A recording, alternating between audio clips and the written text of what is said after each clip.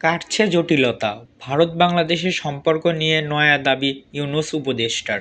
ভারতের সঙ্গে দ্বিপাক্ষিক সম্পর্ক নিয়ে টানাপোড়েনের চলছিল, তা মিটিয়ে ফেলার ইঙ্গিত দিল বাংলাদেশ। দুই দেশের স্বার্থের এই পদক্ষেপ নেওয়ার কথা জানালেন অন্তর্বর্তী সরকারের জলবায়ু পরিবেশ উপদেষ্টা সৈয়দ রিজওয়ানা হাসান। তিনি জানান, বাংলাদেশ ভারতের সম্পর্কের উপর রাজনৈতিক অস্থিরতার যে ছায়া পড়েছিল তা দূর হচ্ছে। শুক্রবার ঢাকা শব্দ দূষণ নিয়ন্ত্রণে সচেতনামূলক কর্মসূচিতে এসে এ কথা জানান। দুই দেশের সম্পর্কে রাজনৈতিক অস্থিরতার ছায়া পড়েছিল, তা দূর করার বিষয়ে গুরুত্ব দিয়েছেন রিজওয়ানা হাসান। একই সঙ্গে এই দুই দেশের ঐক্যবদ্ধ অংশীদারিত্ব গড়ে তোলার প্রয়োজনীয়তার উপর জোর দেন রিজওয়ানা বলেন, রাজনৈতিক অস্থিরতার কারণে ভারত আমাদের সম্পর্কের উপর যে ছায়া পড়েছে তা দুই দেশের স্বার্থে দূর করতে হবে। একই সঙ্গে বাংলাদেশের সাম্প্রতিক গণ-অভ্যুত্থান ঐতিহাসিক তাৎপর্যের কথা উল্লেখ করে দ্বিপাক্ষিক সম্পর্কের দূরদর্শী দৃষ্টিভঙ্গির ভারসাম্য বজায় রাখার উপর গুরুত্ব জোর দেন। রিজওয়ানা বলেন, ভারতের সঙ্গে বন্ধুত্ব গড়ে তোলার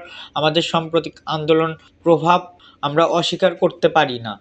শুক্রবার লোকসভায় দাঁড়িয়ে হিন্দুদের উপর হামলা নির্যাতনের উদ্বেগ প্রকাশ করে বিদেশমন্ত্রী এস জয়শঙ্কর একই সঙ্গে ভারতের সঙ্গে পারস্পরিক কল্যাণকর ও স্থিতিশীল সম্পর্ক স্থাপন করবে বলে আশা প্রকাশ করেন তিনি। গত সোমবার ইউনূস সরকার বিদেশ সচিব জসিম-উদ্দিনের সঙ্গে বৈঠকের পর ভারতের সঙ্গে একটি ইতিবাচক গঠনমূলক পারস্পরিক উপকারী সম্পর্ক চাই বলে জানিয়েছেন বিদেশ সচিব বিক্রম মিসরি।